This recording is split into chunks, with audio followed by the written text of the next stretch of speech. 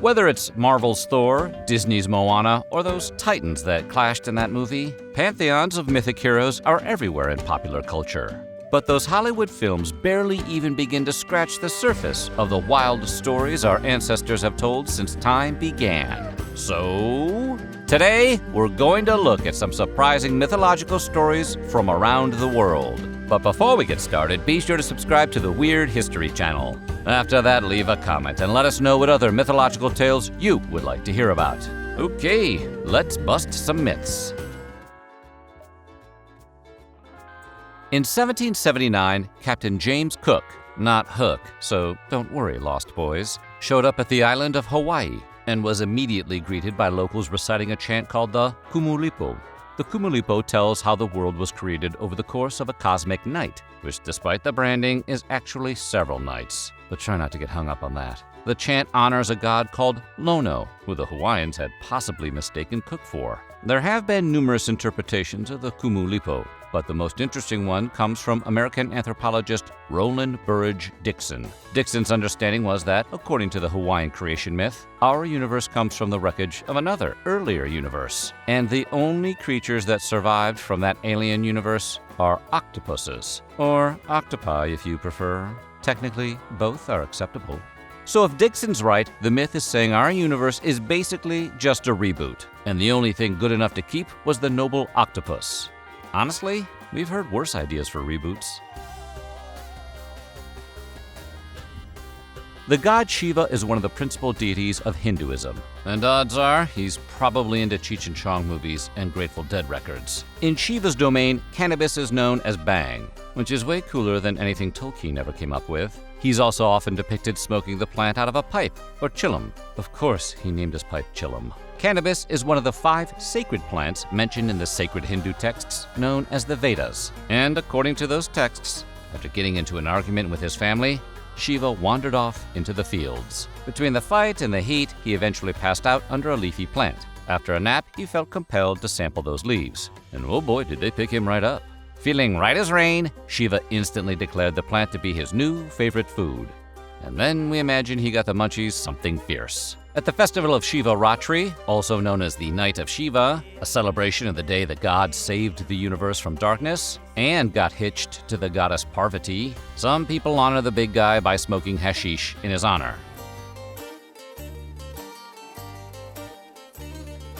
Nothing is worse than having a better-looking, far more successful sibling that you have absolutely no chance of keeping up with. Just ask the unknown Jonas brother. And so we ask you to pour one out for Iphicles, the fraternal twin brother of Hercules, the Greek precursor to the divine lunkhead the Romans called Hercules. Long story short, Iphicles and Heracles, who were born one day apart, had the same mother, Alcmene, which is quite the turnaround. But while Heracles' father was Zeus, king of the gods, Iphicles' father was some dude named Amphitryon, which sounds more like a surround sound system your uncle bought for his Laserdisc player. Zeus, being an infamously duplicitous womanizer, even by mythological standards, tricked Alcmene into sleeping with him by assuming the form of Amphitryon and telling her that he had avenged the deaths of her brothers. Where was the real Amphitryon during all this? Well, he was out avenging the deaths of her brothers. Zeus just swooped in wearing his best Amphitryon disguise while he was away. They do love a mess on Mount Olympus. Luckily, Heracles and Iphicles got along, even in the face of Amphitryon's extreme jealousy. You may remember the story of how baby Heracles strangled a bunch of snakes some evil person put in his crib while his brother sat there terrified. Well, that evil person was Amphitryon, and that brother was Iphicles. Yes. Iphicles' son, Iolaus, even became something of an assistant to Heracles, helping out with several of Heracles' famous labors and even becoming one of the Argonauts. In other words, he was the original Nepo baby.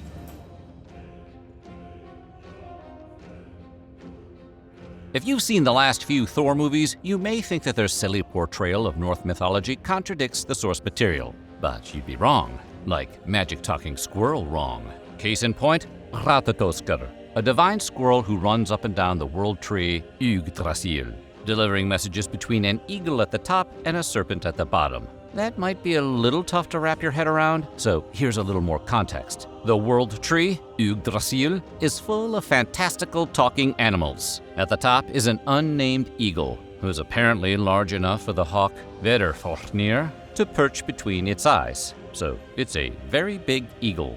At the bottom is Mythological, a dragon that eats away at the tree's roots. The dragon and the eagle have a lot to say to each other, so they rely on a messenger service run by the squirrel named RATATOSKR, which roughly translates to Tusk the Traveler, like a particularly cute Ice Age character.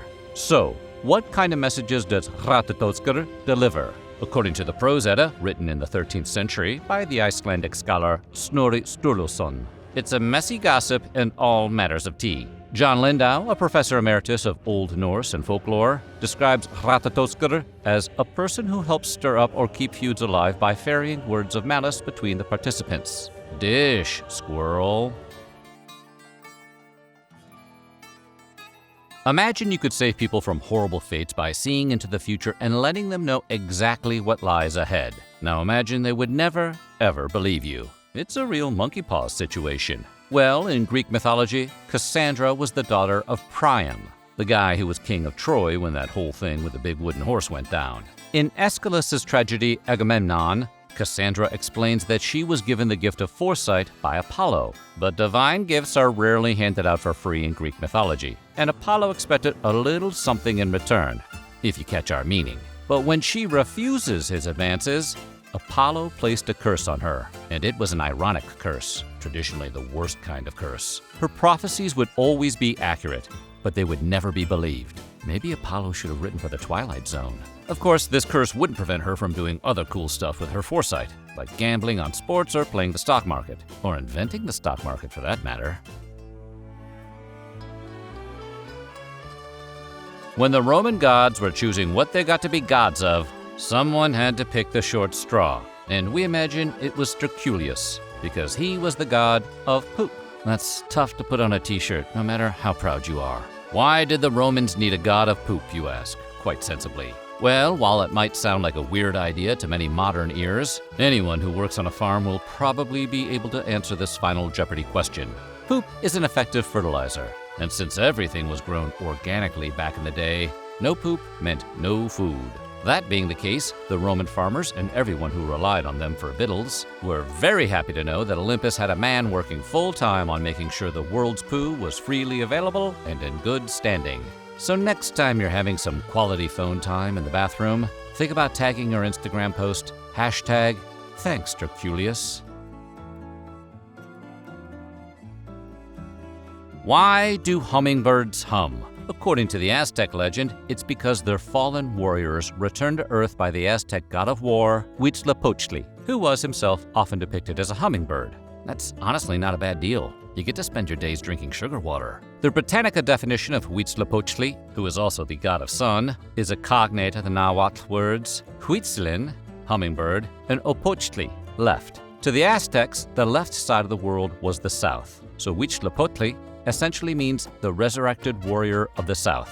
So guess that means he drove a pickup truck? Interestingly, Huitzilopochtli's mother, Coatlicue, was an aspect of the Aztecs' multidimensional earth goddess. That means the Aztecs beat Marvel to a multiverse story by roughly 700 years or so.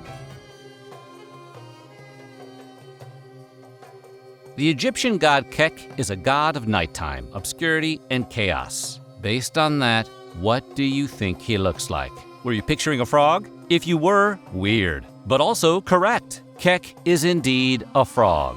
Kek, who also went by another more unfortunate name, Kuk, was one of the oldest Egyptian gods. To give you an idea of how old, he's the deity of the primordial darkness from before time began. So, Kek has been around for a while. The name Kek even means darkness, making him arguably the gothest of all gods. He had a female counterpart called Coquette, and together they represented the night and the day. They even had the dual titles of the Raiser Up of the Night and the Raiser Up of the Light. So yeah, these were some seriously badass froggies. Just don't call him Cuck, unless he's hiding in a closet and wants you to. No Kek shaming here.